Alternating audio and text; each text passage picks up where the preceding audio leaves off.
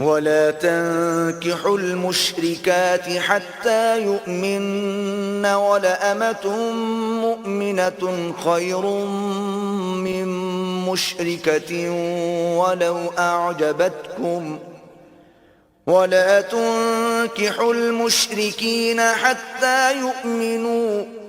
ولعبد مؤمن خير من مشرك ولو أعجبكم أولئك يدعون إلى النار والله يدعو إلى الجنة والمغفرة بإذنه ويبين آياته للناس لعلهم يتذكرون ويسألونك عن المحيض قل هو أذى فاعتزلوا النساء في المحيض ولا تقربوهن حتى يطهرن فإذا تطهرن فأتوهن من حيث أمركم الله إن الله يحب التوابين ويحب المتطهرين نساؤكم حرث لكم فأتوا حرثكم أنى شئتم وقدموا لأنفسكم واتقوا الله واعلموا أنكم ملاقوه وبشر المؤمنين ولا تجعلوا الله عرضة لأيمانكم أن تبروا وتتقوا وتصلحوا بين الناس والله سميع عليم لا يؤاخذكم الله باللغو في أيمانكم ولكن يؤاخذكم بما كسبت قلوبكم والله غفور حليم للذين يؤلون من نسائهم تربص 4 أشهر فإن فاءوا فإن الله غفور رحيم وإن عزموا الطلاق فإن الله سميع عليم والمطلقات يتربصن بأنفسهن 3 قروء ولا يحل لهن أن يكتمن ما خلق الله في أرحامهن إن كن يؤمن بالله واليوم الآخر وبعولتهن أحق بردهن في ذلك إن أرادوا إصلاحا ولهن مثل الذي عليهن بالمعروف وللرجال عليهن درجة والله عزيز حكيم الطلاق 2 فإمساكم بمعروف أو تسريح بإحسان ولا يحل لكم أن تأخذوا مما آتيتموهن شيئا إلا أن يخافا ألا يقيما حدود الله فإن خفتم ألا يقيما حدود الله فلا جناح عليهما فيما افتدت به تلك حدود الله فلا تعتدوها ومن يتعد حدود الله فأولئك هم الظالمون فإن طلقها فلا تحل له من بعد حتى تنكح زوجا غيره فإن طلقها فلا جناح عليهما أن يتراجعا إن ظنا أن يقيما حدود الله، وتلك حدود الله يبينها لقوم يعلمون. وإذا طلقتم النساء فبلغن أجلهن فأمسكوهن بمعروف أو سرحوهن بمعروف، ولا تمسكوهن ضرارا لتعتدوا، ومن يفعل ذلك فقد ظلم نفسه. ولا تتخذوا آيات الله هزوا، واذكروا نعمة الله عليكم وما أنزل عليكم من الكتاب والحكمة يعظكم به، واتقوا الله واعلموا أن الله بكل شيء عليم. وإذا طلقتم النساء فبلغن أجلهن فلا تعضلوهن أن ينكحن أزواجهن إذا تراضوا بينهم بالمعروف، ذلك يوعظ به من كان منكم يؤمن بالله واليوم الآخر، ذلكم أزكى لكم وأطهر، والله يعلم وأنتم لا تعلمون. والوالدات يرضعن أولادهن حولين كاملين لمن أراد أن يتم الرضاعة، وعلى المولود له رزقهن وكسوتهن بالمعروف، لا تكلف نفس إلا وسعها، لا تضار والدة بولدها ولا مولود له بولده، وعلى الوارث مثل ذلك، فإن أرادا فصالا عن تراض منهما وتشاور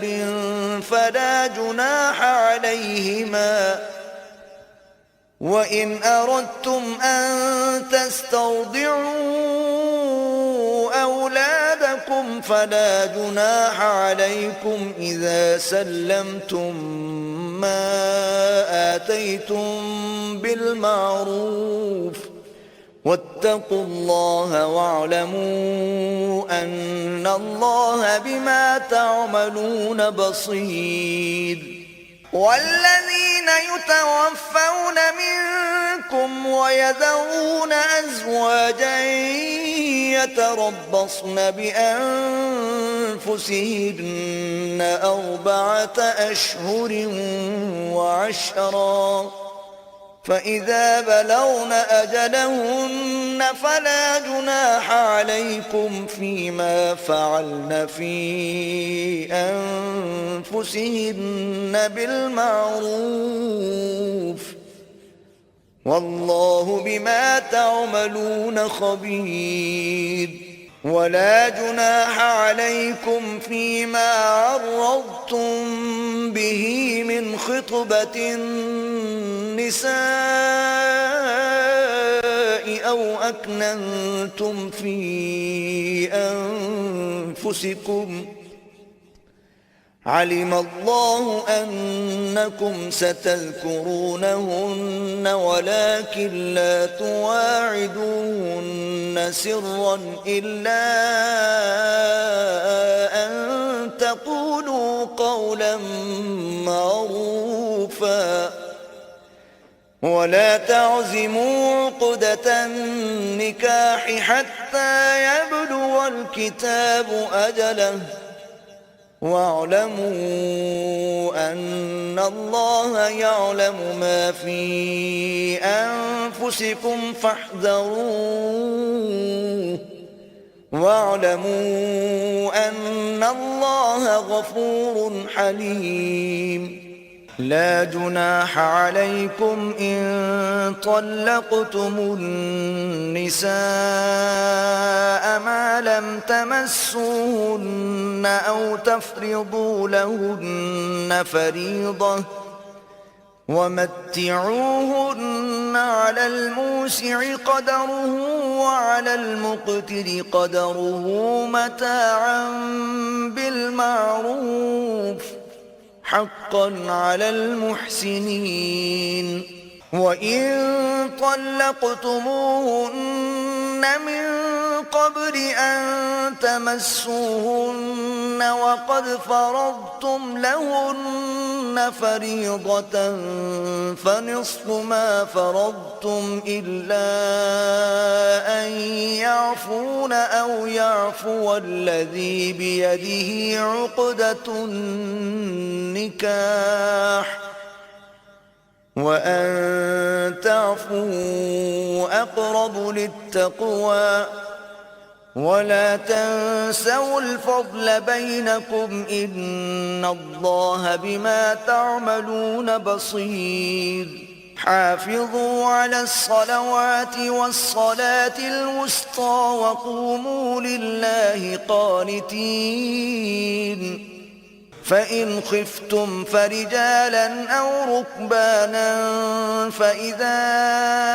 أمنتم فاذكروا الله كما علمكم ما لم تكونوا تعلمون والذين يتوفون منكم ويذرون أزواجا وصية لأزواجهم متاعا إلى الحول غير إخراج فإن خرجن فلا جناح عليكم فيما فعلن في أنفسهن من معروف واللہ عزیز حکیم۔ اور مومنوں مشرک عورتوں سے جب تک وہ ایمان نہ لائیں نکاح نہ کرنا، کیونکہ مشرک عورت خواہ تم کو کیسی ہی بھلی لگے اس سے مومن لونڈی بہتر ہے، اور اسی طرح مشرک مرد جب تک ایمان نہ لائیں مومن عورتوں کو ان کی زوجیت میں نہ دینا، کیونکہ مشرک مرد سے خواہ وہ تم کو کیسا ہی بھلا لگے مومن غلام بہتر ہے۔ یہ مشرک لوگوں کو دوزخ کی طرف بلاتے ہیں اور اللہ اپنی مہربانی سے بہشت اور بخشش کی طرف بلاتا ہے، اور اپنے حکم لوگوں سے کھول کھول کر بیان کرتا ہے تاکہ نصیحت حاصل کریں۔ اور تم سے حیض کے بارے میں دریافت کرتے ہیں، کہہ دو وہ تو نجاست ہے، سو ایام حیض میں عورتوں سے کنارہ کش رہو، اور جب تک وہ پاک نہ ہو جائیں ان سے مقاربت نہ کرو۔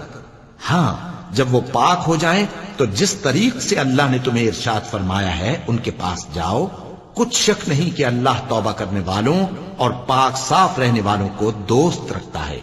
تمہاری عورتیں تمہاری کھیتی ہیں تو اپنی کھیتی میں جس طرح چاہو جاؤ، اور اپنے لیے نیک عمل آگے بھیجو اور اللہ سے ڈرتے رہو، اور جان رکھو کہ ایک دن تمہیں اس کے روبرو حاضر ہونا ہے۔ اور اے پیغمبر ایمان والوں کو بشارت سنا دو، اور اللہ کے نام کو اس بات کا ہیلا نہ بنانا کہ اس کی قسمیں کھا کھا کر سلوک کرنے اور پرہیزگاری کرنے اور لوگوں میں صلح و سازگاری کرانے سے رک جاؤ، اور اللہ سب کچھ سنتا ہے جانتا ہے۔ اللہ تمہاری لغو قسموں پر تم سے مواخذہ نہیں کرے گا، لیکن جو قسمیں تم قصد دلی سے کھاؤ گے ان پر مواخذہ کرے گا، اور اللہ بخشنے والا ہے بردبار ہے۔ جو لوگ اپنی عورتوں کے پاس جانے کی قسم کھا لیں ان کو 4 مہینے تک انتظار کرنا چاہیے۔ اگر اس عرصے میں قسم سے رجوع کر لیں تو اللہ بخشنے والا ہے، مہربان ہے،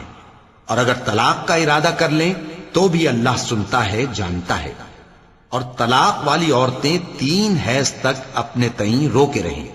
اور اگر وہ اللہ اور روز قیامت پر ایمان رکھتی ہیں تو ان کو جائز نہیں کہ اللہ نے جو کچھ ان کے شکم میں پیدا کیا ہے اس کو چھپائیں، اور ان کے خاوند اگر پھر موافقت چاہیں تو اس مدت میں وہ ان کو اپنی زوجیت میں لے لینے کے زیادہ حقدار ہیں۔ اور عورتوں کا حق مردوں پر ویسا ہی ہے جیسے دستور کے مطابق مردوں کا حق عورتوں پر ہے، البتہ مردوں کو عورتوں پر ایک درجہ فضیلت ہے، اور اللہ غالب ہے، صاحب حکمت ہے۔ طلاق صرف 2 بار ہے، یعنی جب 2 دفعہ طلاق دے دی جائے تو پھر عورتوں کو یا تو بطریق شائستہ نکاح میں رہنے دینا ہے یا بھلائی کے ساتھ چھوڑ دینا، اور یہ جائز نہیں کہ جو مہر تم ان کو دے چکے ہو اس میں سے کچھ واپس لے لو۔ ہاں، اگر زن و شوہر کو خوف ہو کہ وہ اللہ کی حدوں کو قائم نہیں رکھ سکیں گے تو اگر عورت خاوند کے ہاتھ سے رہائی پانے کے بدلے میں کچھ دے ڈالے تو دونوں پر کچھ گناہ نہیں۔ یہ اللہ کی مقرر کی ہوئی حدیں ہیں، ان سے باہر نہ نکلنا، اور جو لوگ اللہ کی حدوں سے باہر نکل جائیں گے وہ گناہگار ہوں گے۔ پھر اگر شوہر 2 طلاقوں کے بعد تیسری طلاق عورت کو دے دے تو اس کے بعد جب تک عورت کسی دوسرے شخص سے نکاح نہ کر لے اس پہلے شوہر پر حلال نہ ہوگی۔ ہاں، اگر دوسرا خاوند بھی طلاق دے دے اور عورت اور پہلا خاوند پھر ایک دوسرے کی طرف رجوع کر لیں تو ان پر کچھ گناہ نہیں، بشرطے کہ دونوں یقین کریں کہ اللہ کی حدوں کو قائم رکھ سکیں گے، اور یہ اللہ کی حدیں ہیں، ان کو وہ ان لوگوں کے لیے بیان فرماتا ہے جو علم رکھتے ہیں۔ اور جب تم عورتوں کو 2 دفعہ طلاق دے چکو اور ان کی عدت پوری ہو جائے تو انہیں یا تو حسن سلوک سے نکاح میں رہنے دو یا بطریق شائستہ رخصت کر دو، اور اس نیت سے ان کو نکاح میں نہ رہنے دینا چاہیے کہ انہیں تکلیف دو اور ان پر زیادتی کرو، اور جو ایسا کرے گا وہ اپنا ہی نقصان کرے گا۔ اور اللہ کے احکام کو ہنسی اور کھیل نہ بناؤ، اور اللہ نے تم کو جو نعمتیں بخشی ہیں اور تم پر جو کتاب اور دانائی کی باتیں نازل کی ہیں جن سے وہ تمہیں نصیحت فرماتا ہے ان کو یاد کرو، اور اللہ سے ڈرتے رہو، اور جان رکھو کہ اللہ ہر چیز سے واقف ہے۔ اور جب تم عورتوں کو طلاق دے چکو اور ان کی عدت پوری ہو جائے تو ان کو اپنے شوہروں کے ساتھ جب وہ آپس میں جائز طور پر راضی ہو جائیں نکاح کرنے سے مت روکو۔ اس حکم سے اس شخص کو نصیحت کی جاتی ہے جو تم میں اللہ اور روز آخر پر یقین رکھتا ہے، یہ تمہارے لیے نہایت خوب اور بہت پاکیزگی کی بات ہے، اور اللہ جانتا ہے اور تم نہیں جانتے۔ اور مائیں اپنے بچوں کو پورے 2 سال دودھ پلائیں، یہ حکم اس شخص کے لیے ہے جو پوری مدت تک دودھ پلوانا چاہے، اور دودھ پلانے والی ماؤں کا کھانا اور کپڑا دستور کے مطابق باپ کے ذمے ہوگا۔ کسی شخص کو اس کی طاقت سے زیادہ تکلیف نہیں دی جاتی، تو یاد رکھو کہ نہ تو ماں کو اس کے بچے کے سبب نقصان پہنچایا جائے اور نہ باپ کو اس کی اولاد کی وجہ سے نقصان پہنچایا جائے، اور اسی طرح نان و نفقہ بچے کے وارث کے ذمے ہے۔ اور اگر دونوں یعنی ماں باپ آپس کی رضامندی اور صلاح سے بچے کا دودھ چھڑانا چاہیں تو ان پر کچھ گناہ نہیں، اور اگر تم اپنی اولاد کو دودھ پلوانا چاہو تو تم پر کچھ گناہ نہیں، بشرطے کہ تم دودھ پلانے والیوں کو دستور کے مطابق ان کا حق جو تم نے دینا کیا تھا دے دو، اور اللہ سے ڈرتے رہو، اور جان رکھو کہ جو کچھ تم کرتے ہو اللہ اس کو دیکھ رہا ہے۔ اور جو لوگ تم میں سے مر جائیں اور عورتیں چھوڑ جائیں تو وہ عورتیں 4 مہینے اور 10 دن اپنے آپ کو روکے رہیں، اور جب یہ عدت پوری کر چکیں اور اپنے حق میں پسندیدہ کام یعنی نکاح کر لیں تو تم پر کچھ گناہ نہیں، اور اللہ تمہارے سب کاموں سے واقف ہے۔ اگر تم اشارے کنائے میں عورتوں کو نکاح کا پیغام بھیجو یا نکاح کی خواہش کو اپنے دلوں میں مخفی رکھو تو تم پر کچھ گناہ نہیں۔ اللہ کو معلوم ہے کہ تم ان سے نکاح کا ذکر کرو گے، مگر ایام عدت میں اس کے سوا کے دستور کے مطابق کوئی بات کہہ دو، پوشیدہ طور پر ان سے قول و قرار نہ کرنا، اور جب تک عدت پوری نہ ہو لے نکاح کا پختہ ارادہ نہ کرنا،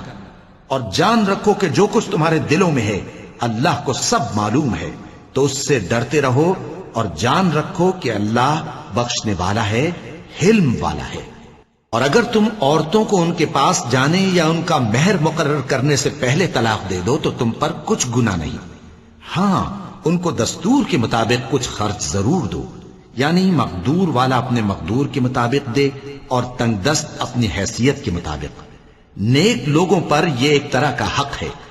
اور اگر تم عورتوں کو ان کے پاس جانے سے پہلے طلاق دے دو لیکن مہر مقرر کر چکے ہو تو آدھا مہر دینا ہوگا۔ ہاں اگر عورتیں مہر بخش دیں یا مرد جن کے ہاتھ میں عقد نکاح ہے اپنا حق چھوڑ دیں اور پورا مہر دے دیں تو ان کو اختیار ہے. اور اگر تم مرد لوگ ہی اپنا حق چھوڑ دو تو یہ پرہیزگاری کی بات ہے. اور آپس میں بھلائی کرنے کو فراموش نہ کرنا. کچھ شک نہیں کہ اللہ تمہارے سب کاموں کو دیکھ رہا ہے. مسلمانوں، سب نمازیں خصوصاً بیچ کی نماز یعنی نماز عصر پورے اہتمام کے ساتھ ادا کرتے رہو اور اللہ کے آگے ادب سے کھڑے رہا کرو. پھر اگر تم خوف کی حالت میں ہو تو پیادے یا سوار جس حال میں ہو نماز پڑھ لو. پھر جب امن و اطمینان ہو جائے تو جس طریق سے اللہ نے تم کو سکھایا ہے جو تم پہلے نہیں جانتے تھے اللہ کو یاد کرو. اور جو لوگ تم میں سے مر جائیں اور عورتیں چھوڑ جائیں وہ اپنی عورتوں کے حق میں وصیت کر جائیں کہ ان کو 1 سال تک خرچ دیا جائے اور گھر سے نہ نکالی جائے. ہاں اگر وہ خود گھر سے چلی جائیں اور اپنے حق میں پسندیدہ کام یعنی نکاح کر لیں تو تم پر کچھ گناہ نہیں. اور اللہ زبردست ہے، حکمت والا ہے.